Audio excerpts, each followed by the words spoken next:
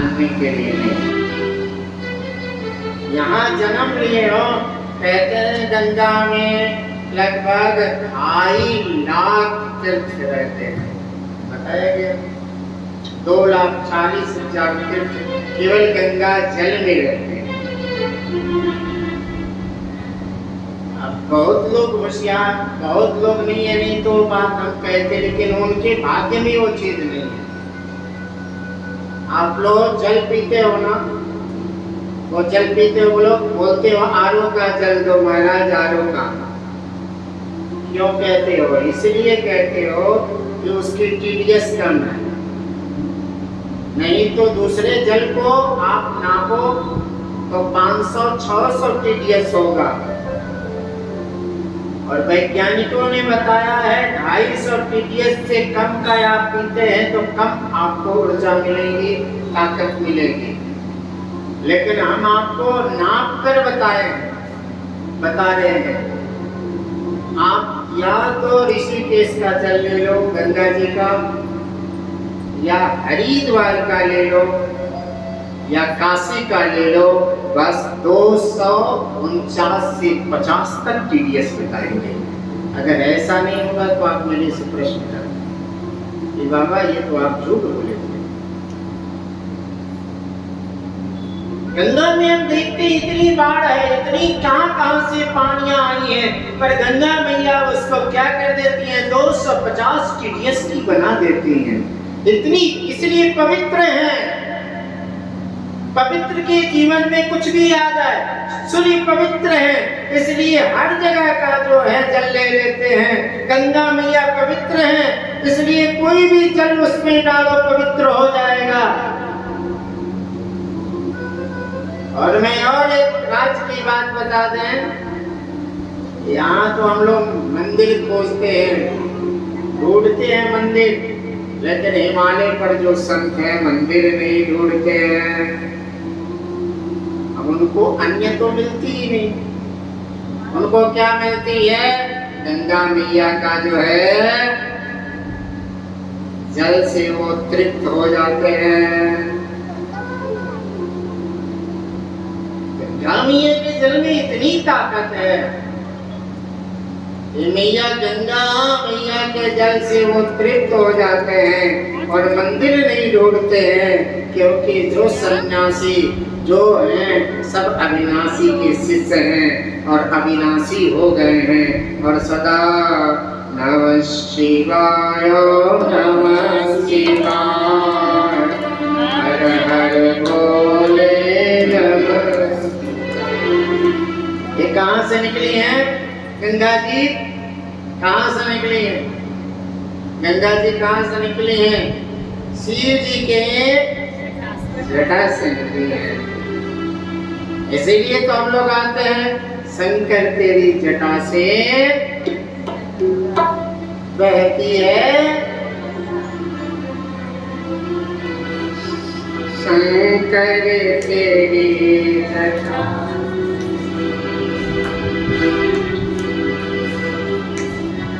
गाइए बड़े प्रेम से, शंकर तेरी जटा से बहती है गंगाधारा, शंकर तेरी जटा से बहती है गंगाधारा, शंकर तेरी जटा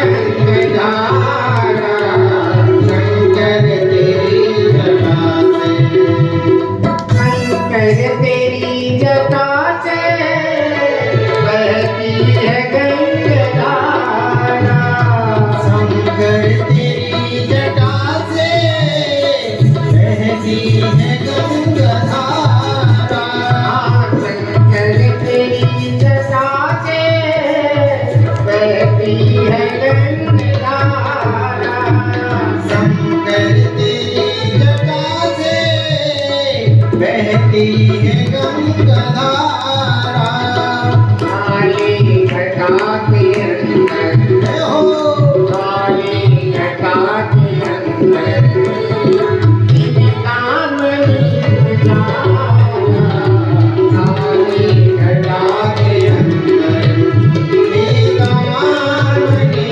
तुम्हारा, शंकर तेरी जटा से बहती है गंगाधारा, शंकर तेरी जटा से।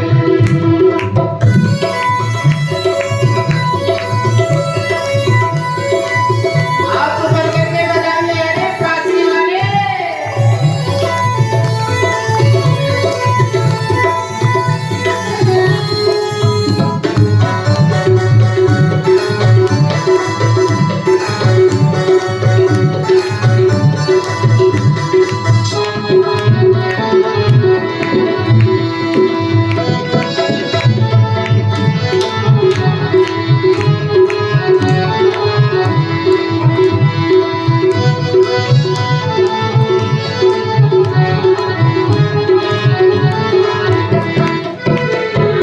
जय मुंड काल राखे सचिवाल पे विराजे, मुंड काल साजे सचिवाल कम विराजे। तो सभी लोग आइए ताल बजाकर।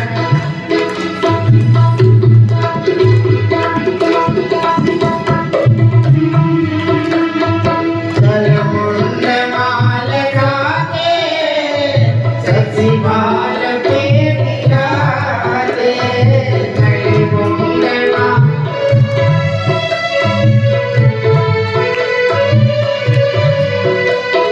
जमनो नाग बाजे, जमनो नाग बाजे, कर में तिजोर भाला, शंकर तेरी जटा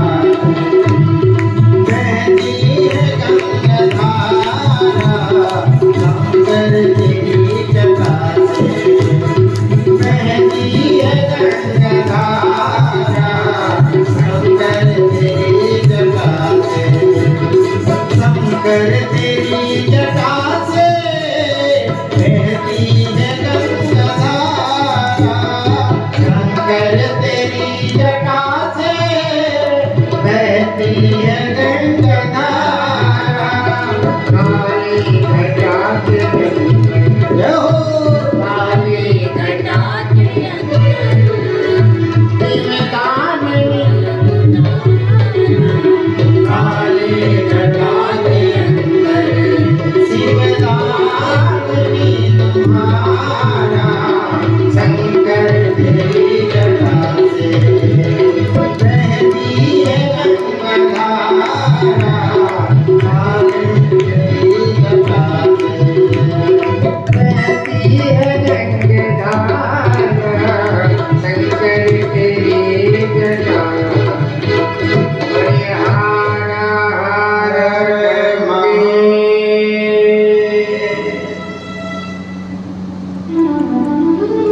आज कथा के दूसरा दिन है। आज जो अति से भागी होंगे वही इस कथा में पूरी कथा सुन पाएंगे।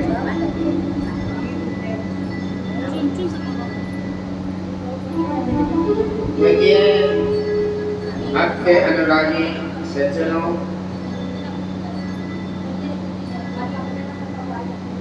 तीन नाम अगर आपके जीवा पर आए या अपने कान में सुनाई दे तो हाथ नीचे नहीं रखना,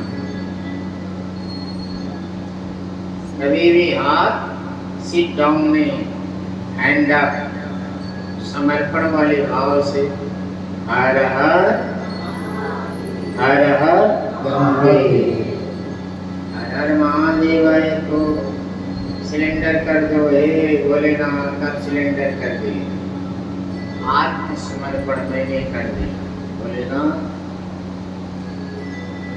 हर हर गंगे आ जाए तो आत्मसमर्पण हो गई है भोलेनाथ। क्योंकि और तीसरा जो है श्री राधा जी का नाम आ जाए तो हाथ उठ जाना चाहिए, क्योंकि तुम देवी जगत माता, देवी भागवत में तो सबसे महत्ता श्री राधा जी की बताई गई है। इस साल तो हम लोगों को देवी भागवत यहाँ करनी थी, लेकिन सोनी मिश्रा जी ने कहा था भोलेनाथ के वहां को जो चल रहा है भोलेनाथ का वही होना चाहिए। हम सोचे थोड़ा टेस्ट हर साल बदला करें, खैर ये तो काम होती रहेगी। तो श्री राधा जी की इतनी ज्यादा महिमा गाई गई है देवी भागवत में। अगर श्री राधा जी की व्याख्यान प्रख्यान अगर आप लोगों ने श्री देवी भागवत में सुन लिया तो जगत की सारे देवता भवने दिखाई दे, क्योंकि देवी भागवत की श्लोक कहती है कि त्वं देवी जगत माता, देवी, आप लोग भी गाइए मेरे साथ, जोर से गाइए। त्वं देवी जगत माता, त्वं देवी जगत माता, स्वरूपाय सनातनी विष्णु माया सनातनी, कृष्णा राधे देवी च, कृष्णा राधे देवी च, कृष्णे राधिका शुभ,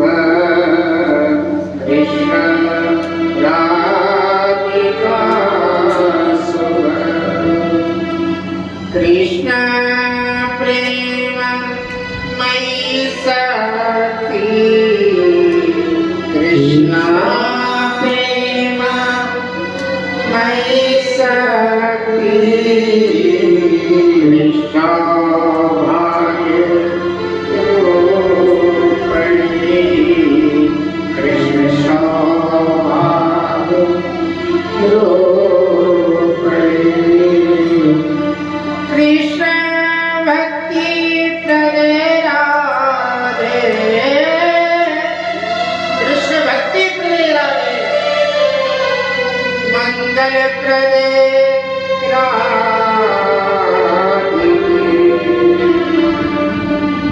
हरे राधे राधे सरकार की जय। हम जितनी भी पुराणों को मेरी अध्ययन में ऐसे श्लोक किसी के लिए नहीं गाई गई, किसी के लिए ये श्लोक नहीं गाई गई है जो श्री राधा रानी के लिए है।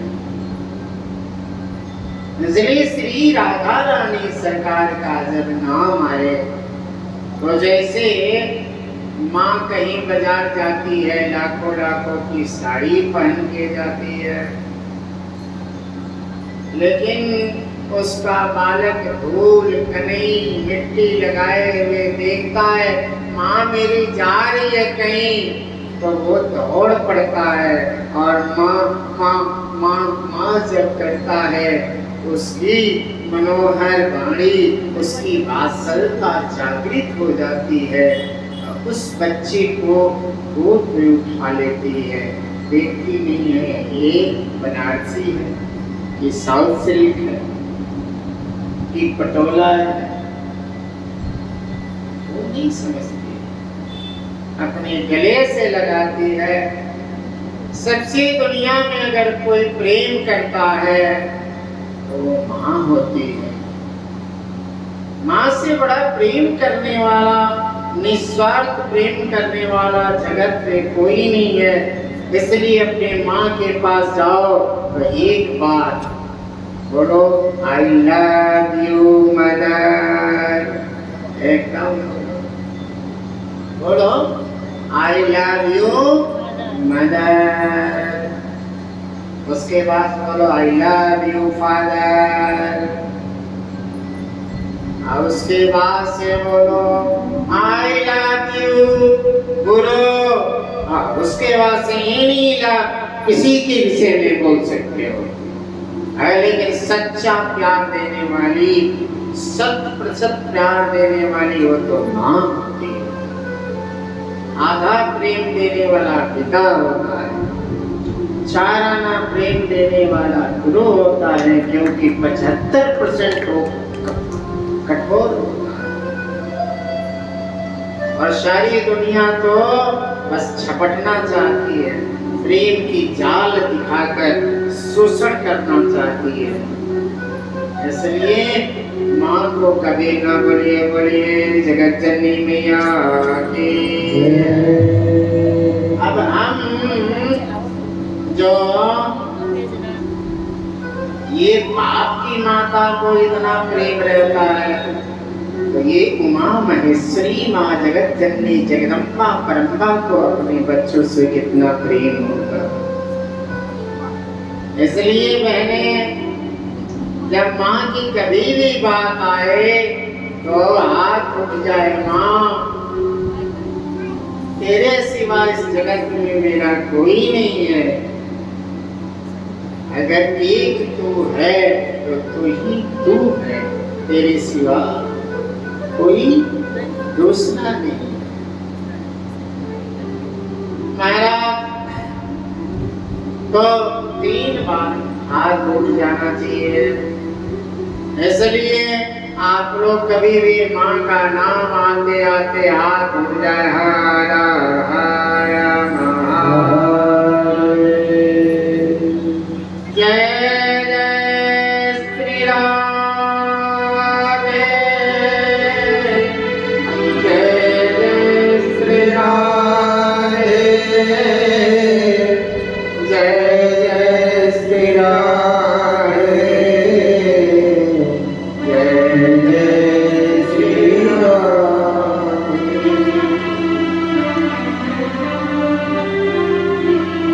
हम अभी कथा से, किसी की कथा से ज्यादा विशेष क्या है? आप लोग सत्यनारायण व्रत की कथा सुनते हैं ना, लेकिन उसकी वो कथा नहीं है, उसका महत्व समझते हैं। कथा क्या है? कथा तो सत्यनारायण व्रत का कथा, सच्चिदानंद रूपाय विश्वोत्पत्त्यादिहेतवे तापत्रय विनाशाय श्री कृष्णाय वयं नमः, श्री विष्णवे वयं नमः। विष्णु भगवान की कथा ही सत्यनारायण व्रत कथा है। लेकिन ये श्लोक कहीं नहीं पढ़ी जाती है। क्या पढ़ी जाती है? वो उनका महात्मा पढ़ी जाती है। जितना आप लोग व्रत है ना, आज सोमवार व्रत है ना, तो आज क्या है? सोमवार की रियल कथा क्या है मालूम है? कोई बता दे। अरे सोमवार व्रत का रियल कथा क्या है? बोलिए वृंदावन बिहारी लाल की जय।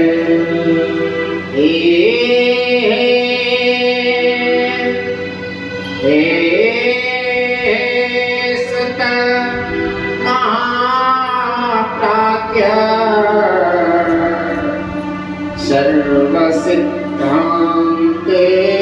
विदो प्रभो आख्यायी में कथा सारम् शिव पुराणम विशेषता। क्या है? शिव पुराण ही विशेष है सोमवार व्रत करना। लेकिन जब हम लोग पढ़ते हैं तो क्या है? महात्म्य पढ़ते हैं। ये फला ने ऐसा किया तो उसको ऐसा हो गया। जितने बढ़ती लोग हैं ना, बाबा कहते हैं ये तो भिखारियों का। अरे व्रत क्यों करते हैं? ये लोभियों का। बाबा कहते हैं अरे आज लोभी आने वाले हैं क्योंकि आ गया सोमवार, मांगने वाले हैं।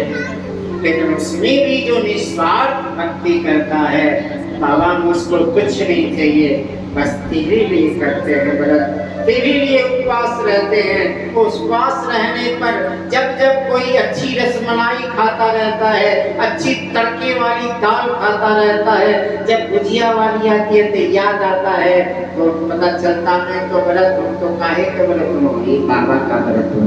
उतनी बार बाबा याद आ जाते हैं, इसलिए व्रत रहना, इसलिए याद व्रत रहना चाहिए। याद उतने बार दिन भर मैं तो 100 जने बोलेंगे मैं तो भैया व्रत है। भैया व्रत हो काहे वो व्रत? शिव जी के हैं। अर्थात 1000 जगह मैंने कहा व्रत है व्रत है, तो 1000 बार हमने भगवान आज तो शंभो शिव नाथ को याद किया, इसलिए व्रत रहनी चाहिए। लेकिन भिखारियों वाला व्रत नहीं कि बाबा मेरे को माल दे दो। माल तो दे देंगे, माल तो बाबा दे देंगे। क्या? बाबा तो दे देंगे आपको कुबेर का धन, ले जाओ महाराज। पर जैसे जाओगे तो क्या है? गीत की बोली उसी दिन से शुरू।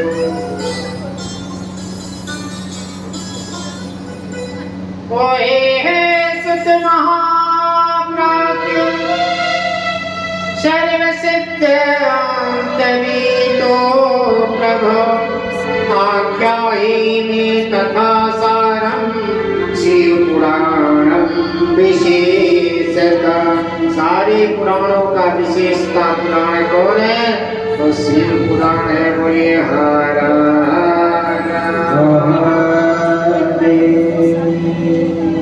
तो आइए महाराज एक हम भी और कह देते हैं,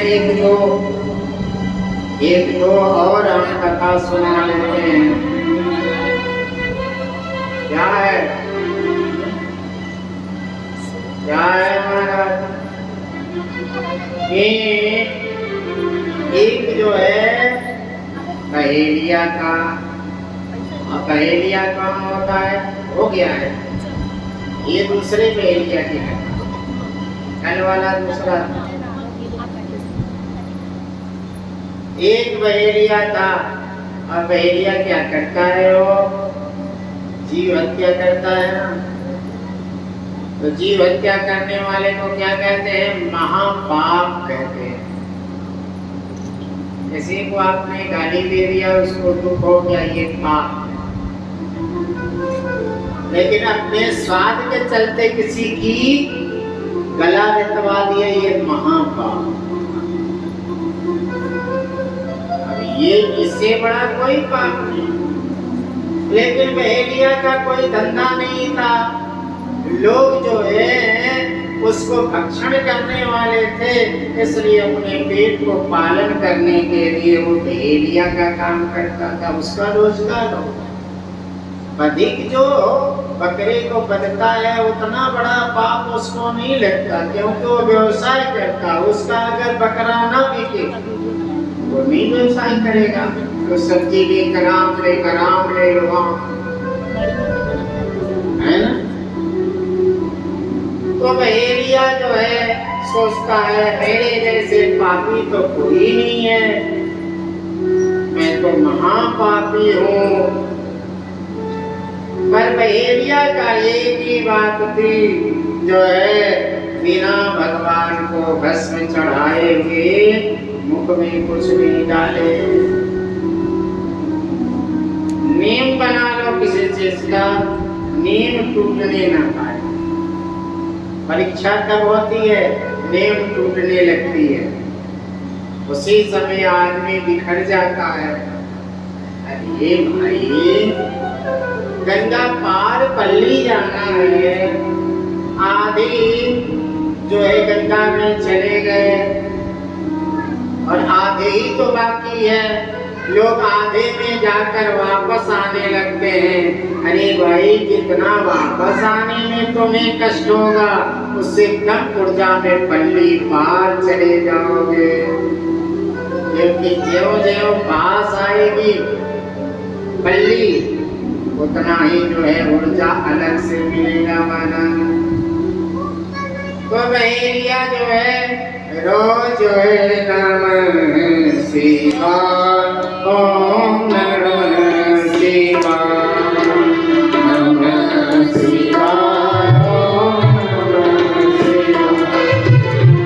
नमः शिवाय, ओम नमः शिवाय, नमः शिवाय, नमः शिवाय, हरे भोले नमः शिवाय, हरे भोले नमः शिवाय।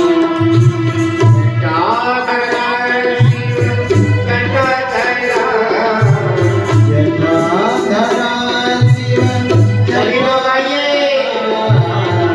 हरे भोले नमः शिवाय, हरे भोले नमः शिवाय। भस्मंगला शिव भस्मंगला, भस्मंगला शिव भस्मंगला, हरे भोले नमः शिवाय, हरे भोले नमः शिवाय। ओम नमः शिवाय, ओम नमः शिवाय, नमः शिवाय, नमः शिवाय, हरे भोले नमः शिवाय, हरे भोले नमः शिवाय, हरे भोले नमः शिवाय। पहलिया रोज का नियम बना लिया था। क्या करता? जाता मुर्दा जहाँ फूका जाता, जली हुई मुर्दा से ताजी ताजी राख निकालता और निकाल कर अपनी जो है अपनी गमछी में बांधता और कंधे पर लेकर आता और बाबा जो है महाकालेश्वर के ऊपर फूल कर भस्मांगराय महेश्वराय दिगंबराय तस्मावाकराय नमः शिवाय कर करके नाचता था और भूत हो जाते थे बाबा, बम बम करता था। बाबा प्रसन्न हो गए। एक दिन बाबा ने कहा इसका परीक्षा लो। तो परीक्षा में जो फेल हो जाता है फेल नीचे चला आता है। आप लूडो खेलते हैं, आप लोग लूडो में ऐसे जाते सीढ़ी लगाते लगाते तो 99 पर जाते हैं। 99 वाला काटता है तो 1 पर चले। सांप होता है 99 वाला काटता है तो 1। तो जब 99 के चक्कर वाले में जो चला जाता है उसका काटता है तो फिर वो भक्त 1 पर आ जाता है। जो भक्त को अहंकार हो जाता है उसको 99 वाला सांप काटता है। वे तो छोटे मोटे सांप काटते रहते हैं, 1-2 पैनल नीचे आता है फिर धीरे धीरे चढ़कर 100 पार कर लेता है। उसी तरह से ये भक्तों की महिमा है। 99 वाला पर चला, 99 वाला पर चला गया। बाबा भोलेनाथ ने सोचा इसको आप परीक्षा लेंगे। तो बाबा भोलेनाथ ने क्या किया हो, क्या किया कि यही सावन का महीना है और इतना बाढ़ आई, इतनी बाढ़ आई कि सारे मुर्दे की भस्म जो है बह गया। सारा मुर्दा का भस्म जो है बह गया। गया भस्म लाने के लिए। आज तो दूधी को पीसकर भस्म मान लेते हैं। भस्म अगर बाबा को चढ़ाना है तो गौ माता की जो है उपला को जला लो, गोईठी को जला लो, करसी को जला लो, उसको भस्म करो। अपने घर तैयार करके भस्म करो। हम लोग तो क्या है, वो भट्टे वाला जो है लगाते हैं, उसी को भस्म मान लेते हैं। तो क्या हुआ महाराज, भस्म एक दिन नहीं मिला, 2 दिन में नहीं मिला। जैसे माँ गंगा में बाढ़ आई है वैसे ही बाढ़ आ गया था। अरे बाढ़ आ गया था तो 1 दिन बीता, 2 दिन बीता, 3 दिन बीता। पत्नी बोली सुन ना रे, आते क्यों नहीं हो, गलीवा तो कर ले, थोड़ा सा कुछ मुख में डाल ले, मर जाएगा। सुन, अगर तू मर जाएगा तो हम भी मर जाएंगे। क्या बोला? अगर तू मर जाएगा तो हम भी मर जाएंगे। अरे आज नहीं कल तो भस्म मिलेगी ना, खाना काहे को छोड़ा है? तो उसने कहा कहानी बढ़ावे प्रेम को। नियम जो है प्रेम को बढ़ा देता है। प्रेम बढ़ावे जी, और प्रेम को कौन बढ़ाता है? हो जीव, आत्मा। प्रेम बढ़ावे प्रेम को।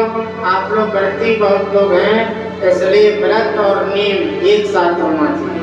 व्रत हो नेम ही नहीं हो, बेकार है। पूजा करने का समय कितना है किसी को पता नहीं। आज करेंगे, ये कर लो, वो कर लो, ऐसे कर लो, वैसे करेंगे। तेरे लिए बाबा इंतजार करेगा क्या? दूसरे यज्ञ में चला जाएगा, दूसरे के घर जाकर भोजन पाकर आएगा, फिर तुम दोगे तो भोजन कराए हुए को भोजन नहीं करा सकते। इसलिए सबसे पहले और लगा लो, मेरी पूजा होगी बाबा की। सबसे पहले मेरी जो है वहाँ भगवान नैवेद्य। यहाँ तो बोला जाता है नैवेद्यम समर्पयामि, तो अक्षत चढ़ाते हैं। और जब बोलते हैं अक्षतां समर्पयामि तो फूल चढ़ाते हैं। और जब बोलते हैं पुष्पाणि समर्पयामि, बोले कि पुष्प किस द्रव्य का नाम है, तो सिंदूर चढ़ाते हैं। अब बताओ, मंत्र बोला गया, बाबा तैयार है। आप बहने एक बात सुन लो, बिना कलश के पूजा किए हुए हमारे यज्ञ में, पूजा में, पाठ में, किसी में कलश का पूजा किए जो है दीपक न जलाना। हम जला देते हैं, क्या होता है? पहले जल नहीं, पहले अग्नि नहीं, अग्नि जलाओगे, अग्नि के पहले जल की पूजा करनी पड़ेगी। नहीं तो जल जो है अग्नि को, आग पर जल डालते हो तो बुझ जाती है ना। इसलिए हमें पहले जल की पूजा करनी पड़ेगी, फिर अग्नि की। हम शिव मंदिर में जाते हैं और जाने के बाद से क्या है, हम हर हर महादेव किए नहीं, दीपक जला दिए। महाराज कभी कभी तो क्या है, फल पहले चढ़ाते हैं, फल पहले चढ़ाते हैं, हम मिष्ठान बाद में चढ़ाते हैं। ठाकुर जी को फल चढ़ाकर और जल चढ़ा देते हैं। अब फल खाकर जल पियो तो सर्दी जुकाम होगा कि नहीं?